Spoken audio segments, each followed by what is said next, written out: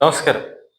നരാധമന്മാരുടെ നരാധമരായ ഇടതുപക്ഷമെന്ന CPM സംഘടന മാറുമ്പോൾ നമ്മൾ ആശ്ചര്യപ്പെടേണ്ട കാര്യമില്ല. കാരണം അവർ ഇപ്പോഴും കൊലപാതകത്തിന്റെ രാഷ്ട്രത്തിലേക്കാണ് അവർ പോകുന്നത്. കാരണം അവരുടെ കൊടിയുടെ നിറം അത് മാത്രമേ അവർ കാണിക്കുകയുള്ളൂ. എങ്ങും ചുവപ്പിന്റെ അന്ധകാരത്തിൽ ഭൂമിയുടെ മടിത്തട്ടിൽ വേദന കൊണ്ട് പൊളയുന്ന മനുഷ്യരുടെ ആ നിലവിളി അവർ ഒന്ന് കേട്ടിരുന്നെങ്കിൽ അവർക്ക് ചിലപ്പോൾ മാനസാന്തരം വരുമായിരുന്നു. ആ നിലവിളി അവർ കണ്ടില്ല എന്നും കേട്ടില്ല എന്നും നടിക്കുന്നു. മനസ്സുകൾ മരവിച്ച ഒരു കൂട്ടം രക്തരക്ഷസുമാർ ഒരുങ്ങുന്ന അത് ഒന്നിക്കുന്ന ഒരു കള്ളന്മാരുടെ പ്രസ്ഥാനമായി ചോര കണ്ട് ഇനിയും മതിവരാത്ത ഒരു കൂട്ടം രാഷ്ട്രീയ പ്രസ്ഥാനം. അതാണ് ഇടതുപക്ഷം. കൃപേഷിന്റെ അമ്മയും ശരത് ലാലിന്റെ അച്ഛനും ബന്ധുക്കളുമായിരുന്നു കല്യോട്ടെ വീട്ടിൽ വിധി കാത്തിരുന്നത്.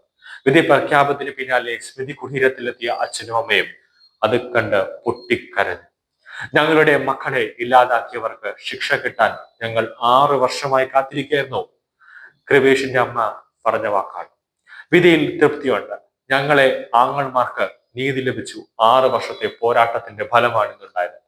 വെറുതെ വിട്ടവർക്ക് ശിക്ഷ കിട്ടണമെന്നാണ് ആഗ്രഹമെന്ന് കൃപേഷിന്റെ സഹോദരി കൃപയും പറഞ്ഞു. എന്നാൽ വിധിയിൽ തൃപ്തരല്ല എന്ന് കൃപേഷിന്റെ മറ്റൊരു സഹോദരി കൃഷ്ണപ്രിയയുടെ പ്രതികരണം. ഇരട്ട ജീവപര്യന്തം ശിക്ഷയിൽ അപ്പീൽ പോകുമെന്നും അവർ കൂട്ടിച്ചേർത്തു.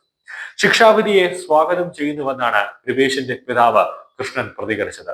പ്രതികൾക്ക് വധശിക്ഷ നൽകണമെന്നാണ് കോടതിയോട് ആവർത്തിച്ച് ആവശ്യപ്പെട്ടത്. അതാണ് പ്രതീക്ഷിച്ചത്. എങ്കിൽ ഇരട്ട ജീവപര്യന്തം ലഭിച്ചതിൽ ആശ്വാസമുണ്ടെന്നാണ് അദ്ദേഹം പറഞ്ഞത്. വധശിക്ഷ കിട്ടണമെങ്കിൽ മേൽക്കോടതിയുണ്ട്, ഹൈക്കോടതി മുതൽ സുപ്രീം കോടതി വരെ. അവിടേക്ക് ഹർജിയുമായി പോകാം.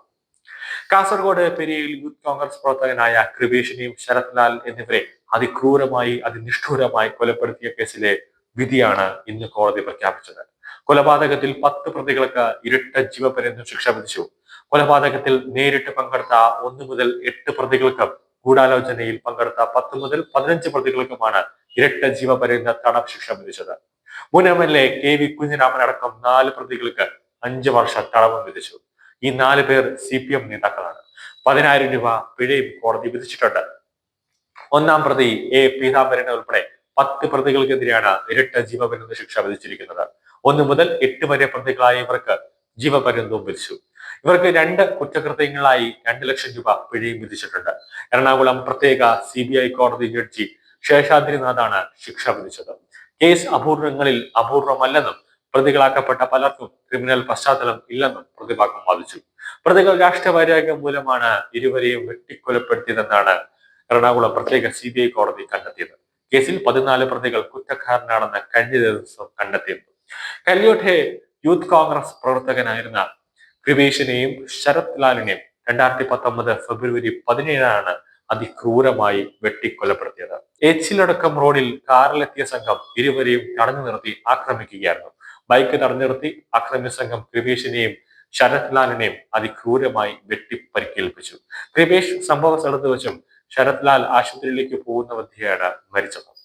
എന്തായാലും CPMന്റെ മുൻ MLA കുഞ്ഞിരാമന് ഇപ്പോൾ ഒരു പ്രതിയായി ജയിലിൽ ഇനി കടയുകയാണ്. 5 വർഷം വരെ ജയിലിൽ കിടക്കാം. കൂടാതെ തന്നെ ഇത് CPMന്റെ മുഖത്തേറ്റ ഏറ്റവും വലിയൊരു പ്രഹരം എന്ന നിലയിലും യാതൊരു സംശയവുമില്ല.